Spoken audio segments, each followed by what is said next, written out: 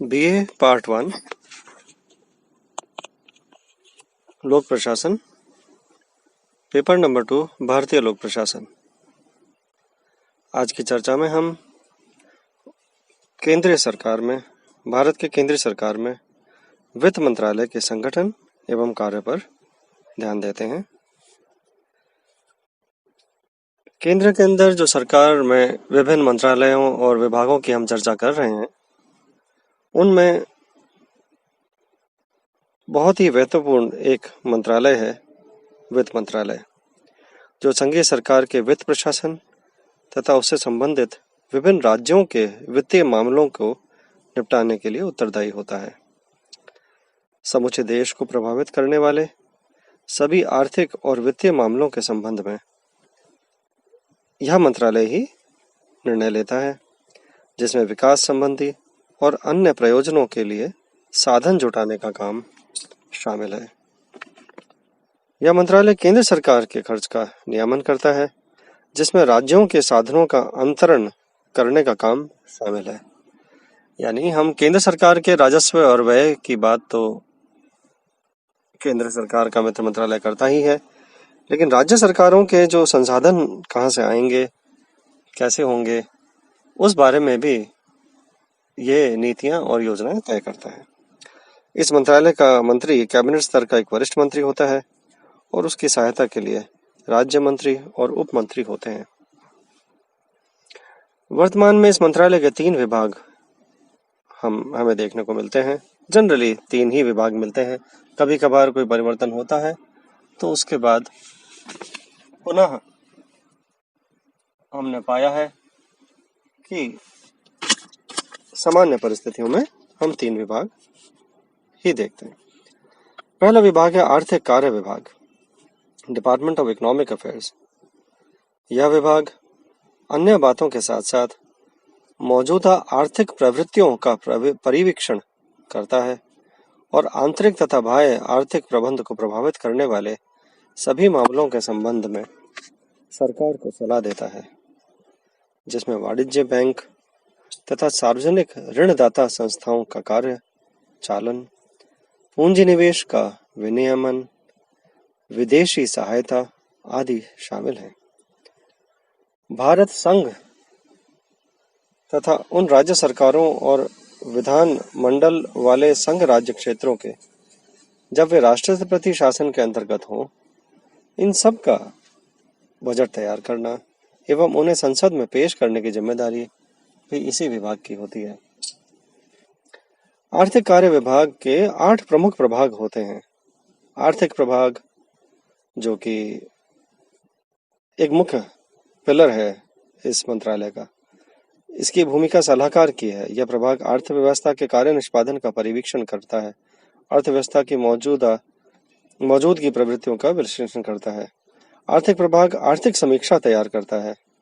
आर्थिक प्रभाग का कार्य हम इस तरह से समझ सकते हैं कि वो विदेशी क्षेत्र में लोक वित्त तथा राजकोषीय नीति, जिसे हम फिस्कल पॉलिसी भी कह सकते हैं, उद्योग तथा आधारभूत संरचना, इंफ्रास्ट्रक्चर डेवलपमेंट, कीमतें तथा कृषि प्राइसेस के बारे में आप समय समय पर देखते होंगे केंद्र सरकार निर्णय लेती है।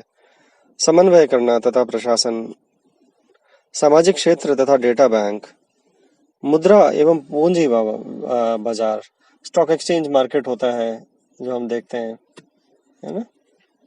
ये सब आर्थिक प्रभाग के अंदर आते हैं, जो उसका सबसे पहला हम प्रभाग मान सकते हैं, विंग मान सकते हैं। दूसरा है बैंकिंग प्रभाग। अब बैंकिंग प्रभाग में उन नीतियों के विषय में कार्य होता है जो वाणिज्यिक बैंकों और भारतीय जैसे जीवन बीमा निगम है, भारतीय साधारण बीमा निगम है तथा भारतीय यूनिट ट्रस्ट को छोड़कर सावधि जो ऋणदाता संस्थाओं के कार्यचालन से संबंधित है। यह प्रभाग उन 3 उप प्रभागों के माध्यम से कार्य करता है, जिसे हम नाम से बताएंगे: बैंकिंग परिचालन, बैंकिंग ऑपरेशंस, इंडस्ट्रियल फाइनेंस, औद्योगिक वित्त, प्राथमिकता प्राप्त क्षेत्र, प्रायोरिटी सेक्टर्स। तो हम ये पाते हैं कि जो वित्त मंत्रालय का जो बैंकिंग प्रभाग है, वो हमारे देश के प्रमुख जो बैंकिंग सेक्टर का जो सारा पॉलिसी डेवलपमेंट है और वगैरह, इससे संबंधित कार्य करता है। बीमा प्रभाग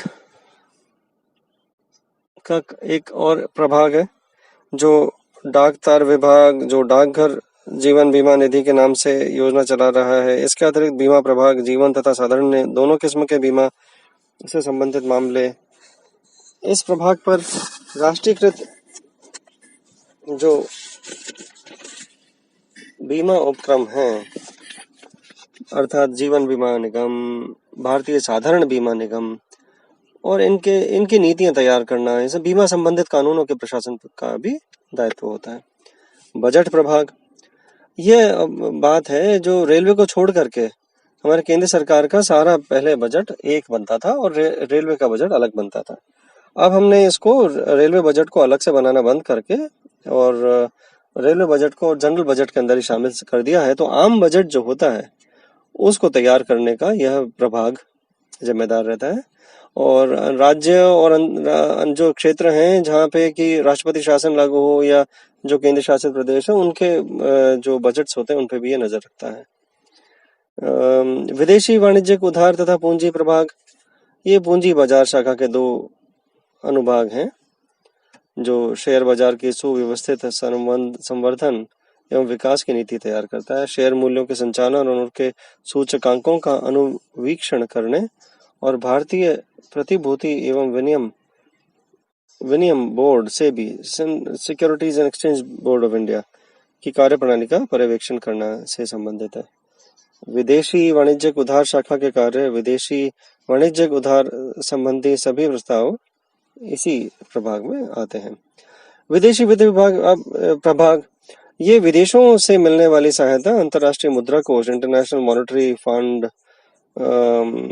विश्व बैंक, वर्ल्ड बैंक जिसे हम बोलते हैं, अंतर्राष्ट्रीय विकास संघ, एशियन डेवलपमेंट बैंक, एशियाई विकास बैंक, अंतर्राष्ट्रीय कृषि विकास निधि, ऐसे अनेक जगह हैं, स्रोत हैं जहां से हमें लोन्स मिलते हैं, सहायता के लिए राशियां मिलती हैं, भारत के अंदर विकास के लिए मनी ट्रांसफर आते हैं। तो इनके साथ हमारे कैसे संबंध रहेंगे, इनसे संबंधित जितने भी कार्य होते हैं उनका बजट के कौन से जगहों पे इनको पैसे को यूज करना है, ये सब कार्य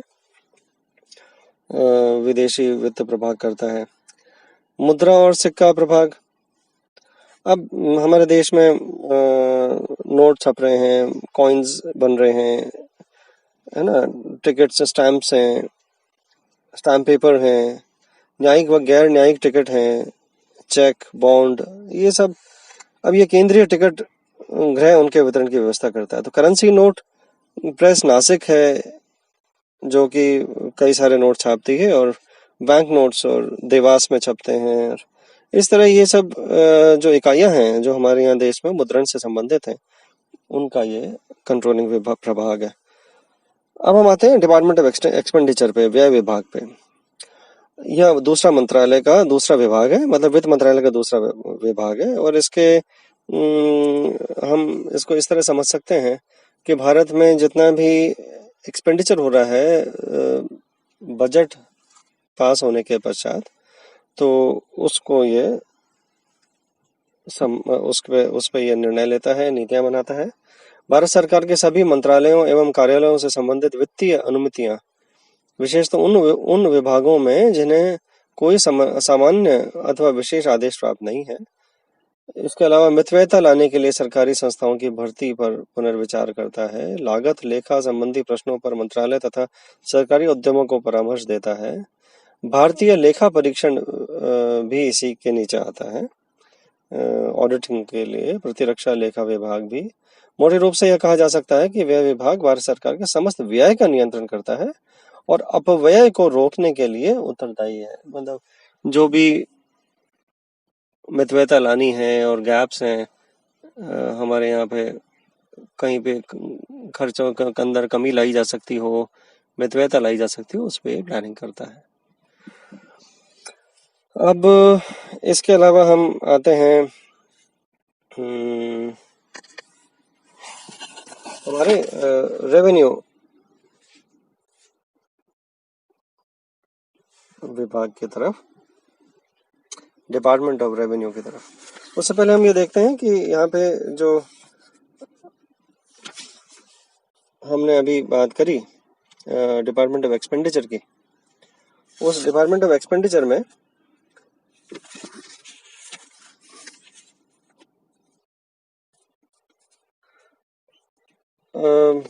एक दो चीज़ें हैं जो मैं आपके गौर लाना चाहता हूँ। जैसे हम मानते हैं कि महालेखा नियंत्रक का जो संगठन है, लागत लेखा शाखा और महालेखा नियंत्रक का संगठन, तो महालेखा नियंत्रक के संगठन की स्थापना लेखा परीक्षा के लेखाओं के अलग होने और केंद्रीय सरकार के लेखाओं का विभागीयकरण किए जाने के बाद 1976 में की गई थी। यानी जब एक तो होता है C and A G, comptroller auditor general of India, और एक तो CGA, controller general of accounts. तो महालेखा नियंत्रक जो था वो मंत्रालय में यह शीर्षस्थ तकनीकी नीति निर्मात्री संस्था है। संघ तथा राज्य सरकारों के लेखाओं का स्वरूप निर्धारित करने के लिए भारतीय संविधान के अनुच्छेद 150 के अंतर्गत राष्ट्रपति की शक्तियों का पालन अब इस संगठन के माध्यम से किया जाता है। तो हमारे अकाउंट्स कैसे बनेंगे और उनका क्या फॉर्म होगा, वह इस महालेखा नियंत्रक के संगठन के नीचे आता है। अब इसी के साथ केंद्रीय पेंशन लेखा कार्यालय भी आता है, जिसमें पेंशन के संबंधित मामले देखे जाते हैं। अब हम आखिर में आते हैं मंत्रालय के डिपार्टमेंट ऑफ रेवेन्यू में, राजस्व से संबंधित विभाग में, कि राजस्व विभाग संघीय प्रत्यक्ष तथा अप्रत्यक्ष करों से संबंधित राजस्व मामलों के संबंध में दो सांविधिक बोर्ड, केंद्रीय प्रत्यक्ष कर बोर्ड तथा केंद्रीय उत्पादन शुल्क तथा सीमा शुल्क बोर्ड के माध्यम से नियंत्रण करता है। ये दो बोर्ड हैं जो सबसे इम्पोर्टेंट होते हैं। केंद्रीय प्रत्यक्ष कर बोर्ड, केंद्रीय प्रत्यक्ष कर बोर्ड जो केंद्रीय राजस्व बोर्ड अधिनियम 1963 के अंतर्गत 1 जनवरी 1964 को गठित किया गया था। Central board for direct CBDT, और अपने संबद्ध और अधीनस्थ कार्यालयों के कार्य पर नियंत्रण रखता है और उसकी देखभाल करता है। यह बोर्ड विभिन्न प्रत्यक्ष कर कानूनों के अंतर्गत उसे सौंपे गए संवैधानिक कार्यों को भी करता है। बोर्ड के अधिकारी राजस्व विभाग, वित्त मंत्रालय में अपनी पदेन हैसियत से भी कार्य करते हैं। प्रत्यक्ष कर कानूनों के प्रशासन से संबंधित कार्यों को निष्पादित करने के लिए बोर्ड ने अपने नियंत्रणाधीन संबद्ध और अधीनस्थ कार्यालयों को सारे देश में फैला दिया है। बोर्ड के संबद्ध कार्यालय ये हैं: आयकर महानिदेशालय प्रशासन दिल्ली, आयकर महानिदेशालय प्रशिक्षण नागपुर, आयकर महानिदेशक छूट कोलकाता। अब हम आते हैं केंद्रीय प्रत्यक्ष कर बोर्ड के बाद केंद्रीय उत्पाद शुल्क और सीमा शुल्क। अब ये अप्रत्यक्ष तरीके से जो राजस्व इकट्ठा होता है केंद्र सरकार के अंदर, उसके दो प्रमुख स्रोत हैं, उसके दो प्रमुख सोर्सेज हैं: केंद्रीय उत्पाद शुल्क एक्साइज ड्यूटी और सीमा शुल्क कस्टम्स ड्यूटी। तो ये जो बोर्ड है एक्साइज ड्यूटी और कस्टम्स ड्यूटी वाला, ये इन सारे टैक्सेस को, एक्साइज और कस्टम टैक्सेस को लगाना और उनकी उगाही करना तथा तस्करी निवारण प्रयत्नों की नीति तैयार करना है। ये कस्टम्स में यह भी होता है कि तस्करी को रोकेंगे तभी तो कस्टम्स की चोरी तस्करी से ही संबंधित होती है, क्योंकि हमारे बॉर्डर के ऊपर जो बिना टैक्स दिए जो सामान का आदान प्रदान होता है उसे हम तस्करी मानते हैं। अनेक संबद्ध तथा अधीनस्थ निम्नलिखित कार्यालय केंद्रीय उत्पादन शुल्क और सीमा शुल्क बोर्ड को उसके प्रशासनिक एवं कार्यकारी कार्यों के निष्पादन में सहयोग प्रदान करते हैं। विभिन्न आयुक्तालय हैं, निरीक्षण तथा लेखा परीक्षा महानिदेशालय हैं, राजस्व आसूचना महानिदेशालय है, केंद्रीय उत्पाद शुल्क एवं नारकोटिक्स अकादमी है, संगठन एवं प्रबंध सेवा निदेशालय, सांख्यिकी एवं आसूचना निदेशालय, अपवंचन निवारण निदेशालय, प्रचार तथा जनसंपर्क निदेशालय, केंद्रीय राजस्व नियंत्रण प्रयोगशाला, सतर्कता निदेशालय, एनफोर्समेंट डायरेक्टरेट, मूल्यांकन निदेशालय, विजिलेंस वाला, सिस्टम निदेशालय, सेवा कर निदेशालय, निवारक संकार्य निदेशालय। तो हम यह देखते हैं कि जो केंद्र का जो वित्त मंत्रालय है वो उसमें 3 प्रमुख विभाग हैं: economic affairs, department of economic affairs, department of economic affairs का मतलब आर्थिक मामलों वाला विभाग, डिपार्टमेंट ऑफ एक्सपेंडिचर जो खर्चों से संबंधित व्यय विभाग, और डिपार्टमेंट ऑफ रेवेन्यू राजस्व विभाग, इन तीनों विभागों से मिलकर के आर्थिक मंत्रालय कार्य करता है। आज के लिए इतना ही, धन्यवाद।